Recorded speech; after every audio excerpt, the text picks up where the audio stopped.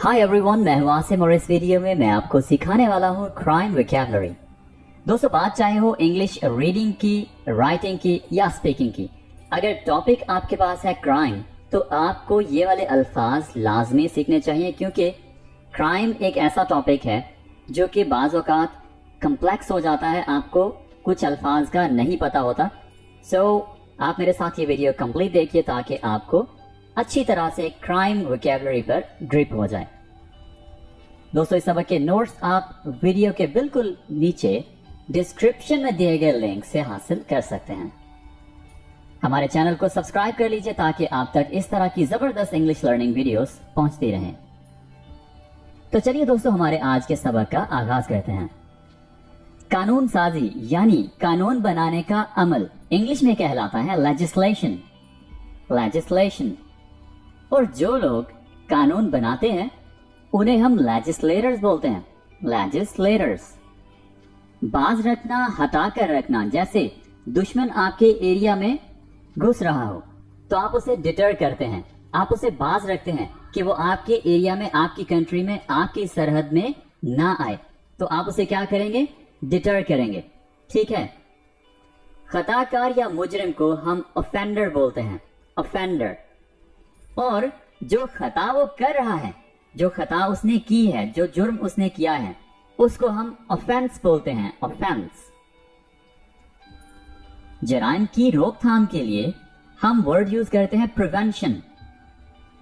और इस अमल को यानी इस काम को हम बोलते हैं प्रिवेंट। यानी कोई भी काम अगर आप रोकते हैं तो आप उसके लिए वर्ड क्या यूज करते हैं? प्रिवेंट। इर्तिकाब करना यानी कोई जुर्म करना, उसके लिए आप इंग्लिश में वर्ड यूज करते हैं commit. Commit crime. Commit crime. मुजरिमों को जेल में रिहेबिलिटेट किया जाता है, मतलब उन्हें वापस उनकी जिंदगी की तरफ लाया जाता है। उन्हें उन क्राइम्स वाली लाइफ से, उन जराइम वाले लाइफ से बाहर निकाला जाता है, उनकी काउंसलिंग की जाती है। ठीक है। काउंसलिंग करने का जो प्रोसेस है, यानी उन्हें वापस उनकी अच्छी लाइफ की तरफ लाने का प्रोसेस है, वो है रिहेबिलिटेशन। और ये काम करना जो है वो है रिहेबिलिटेट। यानी डॉक्टर्स होते हैं, काउंसलर्स होते हैं, कोचेस होते हैं जो कि उनको रिहेबिलिटेट कर रहे होते हैं, उनको वापस उनकी अच्छी लाइफ की तरफ लेकर आ रहे होते हैं। ठीक है।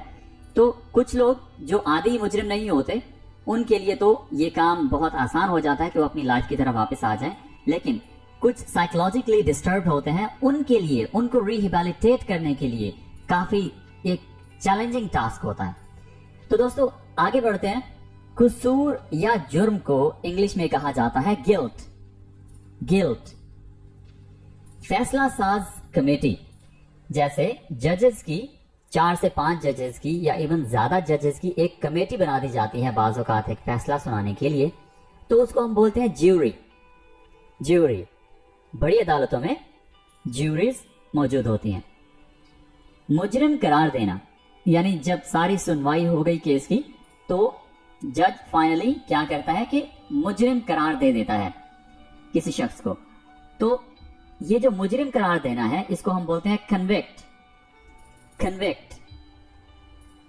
हथकड़ी को इंग्लिश में कहते हैं हैंडकफ। हैंडकफ। मुश्तबा यानी जिस पर शक हो उसको हम बोलते हैं सस्पेक्ट। सस्पेक्ट। जवाब दहिंदा को हम इंग्लिश में बोलते हैं डिफेंडेंट। जवाब दहिंदा यानी डिफेंडेंट कौन होता है? अगर एक शख्स, कंपनी या किसी ऑर्गेनाइजेशन को एक इल्जाम दिया जाता है, यानी उस पर इल्जाम लगाया जाता है, तो उसे कोर्ट में पेश होना पड़ता है। जब वो कोर्ट में पेश हो जाता है तो वो कहलाता है डिफेंडेंट। यानी अब उसने अपने आप को अगर डिफेंड करना है तो वो करे, यानी वो जवाब दे। ठीक है। जवाब दे है वो कोर्ट को, तो इसलिए उसको जवाब दहिंदा बोलते हैं। राइट। डिफेंस वो अपना कर सकता है, आप उसे इस लिहाज से याद रखिए, डिफेंडेंट। ओके। डिफेंडेंट। जासूस को हम इंग्लिश में बोलेंगे डिटेक्टिव। डिटेक्टिव। जासूस को स्पाई भी बोला जाता है, लेकिन स्पाई एक नेगेटिव वर्ड है। डिटेक्टिव्स जो होते हैं ये प्रोफेशनल्स होते हैं। ठीक है। सो आगे बढ़ते हैं. मुलजिम को हम इंग्लिश में बोलेंगे accused. accused यानी उस पर इल्जाम लगाया गया है, तो उसको हम accused बोलते हैं. जमानत पर रिहा करना को हम इंग्लिश में बोलेंगे रिलीज ऑन बेल. जमानत की इंग्लिश क्या है? बेल. और रिलीज का मतलब है रिहा करना. कंप्यूटर की मवाद तक, जिस शख्स के पास वो कंप्यूटर है उसकी इजाजत के बगैर, उसकी जानकारी के बगैर आप अगर उस कंप्यूटर से डेटा निकालते हैं, उस तक रसाई हासिल करते हैं, तो इसको हम बोलते हैं हैकिंग, जो कि बहुत बड़ा जुर्म है. सो कंप्यूटर के मवाद तक गैर कानूनी रसाई को हम हैकिंग बोलते हैं. दहशतगर्दी की इंग्लिश होगी टेररिज्म, और जो दहशतगर्दी करते हैं उन्हें हम टेररिस्ट बोलते हैं, टेररिस्ट. और दहशत की इंग्लिश क्या होगी? टेरर. टेरर यानी यहां तक आकर एंड हो जाता है. इंसानों की स्मगलिंग की इंग्लिश होगी ह्यूमन ट्रैफिकिंग. Human trafficking. और मनशियात की स्मगलिंग यानी ड्रग्स की स्मगलिंग को हम बोलते हैं ड्रग ट्रैफिकिंग. Drug trafficking. जबरदस्ती अगवा करना को हम इंग्लिश में कहेंगे अबडक्शन, और अगवा करना को हम बोलते हैं अबडक्ट. अबडक्ट यानी ये जो अगवा करना काम है उसको हम बोलते हैं अबडक्ट. चोरी की इंग्लिश होगी थेफ्ट, और चोर को हम बोलते हैं थीफ. थीफ. शराब पीकर ड्राइविंग करने को हम बोलते हैं ड्रंक ड्राइविंग. Drunk driving. बगैर पैसे के सामान लेना, यानी आप यूं समझ लीजिए शॉप से चोरी सामान ले लेना, उठा लेना, कहलाता है शॉपलिफ्टिंग. शॉपलिफ्टिंग. तोड़ फोड़ और गुंडागर्दी करने को हम वैंडलिज्म बोलते हैं. जैसे बाज़ औक़ात एहतजाज में होता है. एहतजाज में लोगों का जो हुजूम है, एक बड़ा ग्रोह है, वो अगर वो किसी भी चीज की केयर नहीं करता, सब कुछ तोड़ फोड़ करता है, तो बेसिकली इसको हम कहते हैं वैंडलिज्म. ठीक है, आप इसको दूसरे लफ्जों में गुंडागर्दी कह लीजिए. डकैती को हम इंग्लिश में कहेंगे बर्गलरी. बर्गलरी. आसानी से प्रोनाउंस करेंगे तो इस तरह से होगा बर्गलरी. बर्गलरी. धमकी देकर दबाव डालने को हम इंग्लिश में कहते हैं ब्लैकमेल. ब्लैकमेल. जालसाज जो होते हैं, जो कि गैर कानूनी तौर पर जालसाजी करते हैं, उनको हम कहते हैं फॉर्जर. फॉर्जर.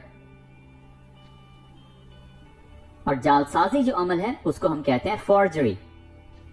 फॉर्जरी. और जालसाजी करने को हम इंग्लिश में कहते हैं फॉर्ज. फॉर्ज. राहजन की इंग्लिश होगी हाईजैकर. तो राहजन कौन होते हैं? जो दौरान सफर किसी भी काफिले को हाईजैक कर लेते हैं, यानी उस पर कब्जा कर लेते हैं और उसको फोर्स करते हैं कि वो उनके मुताबिक वो काफिला काम करे. आज इस दौर में जहाजों को, गाड़ियों को और मुख्तलिफ और जो व्हीकल्स हैं उनको हाईजैक लोग कर लेते हैं. तो इस अमल को हम कहते हैं हाईजैकिंग. हाईजैकिंग. लुटेरे को हम इंग्लिश में कहेंगे मगर. मगर. और जेब कुतरे की इंग्लिश होगी पिक पॉकेट. Pick pocket. तो दोस्तों ये थे हमारे क्राइम वोकैबुलरी वर्ड्स, जो कि आपको उम्मीद है अच्छे लगे होंगे. This is it for today. We'll be talking in our next video. अगर आपको वीडियो अच्छी लगी हो तो लाइक कीजिए, कमेंट कीजिए और चैनल को सब्सक्राइब कर लीजिए. Take care. Bye for now.